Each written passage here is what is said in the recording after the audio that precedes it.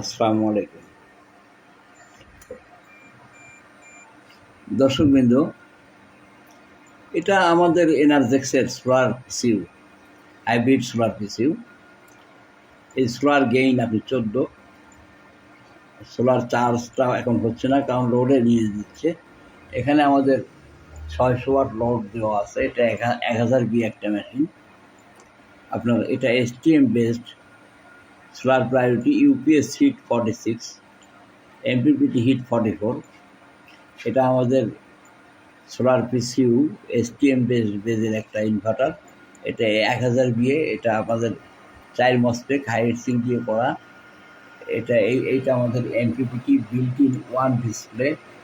এটা আপনি লোডে 1-2 ভোল্ট কমে না, zero load to full load একই ভোল্টেজ থাকে।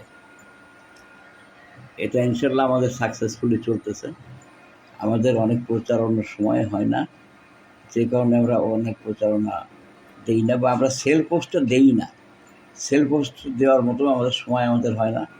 এই জন্য আমাদের প্রতিনিয়ত মালগুলো বাইরে যাচ্ছে এবং চলতেছে ইনশাল্লাহ। এই যে 45 ডিগ্রি সেন্টিগ্রেডে আপনার ফ্যান অন হয়ে যায়। এই যে এমপিপি ফ্যান, এখানে এটা ট্রান্সফর্মার। এই একটা সংক্ষিপ্ত ভিডিও আপনাদের প্রচার করলাম, ধন্যবাদ। এছাড়াও আমাদের ডিএসপি 4 স্টেপের থেকেও অনেক উন্নত ভার্সনের একটা 360 হেক্স আমরা লঞ্চ করতে যাচ্ছি, এটাতে আমাদের সবগুলোতেই আপনার ট্রান্সফর্মার আইসোলেট হয়ে যায় চার্জিংয়ের পরে। তাছাড়া আপনার নির্ধারিত একটা সময় পরে ডিসপ্লেও স্লিপ মুডে চলে যায়।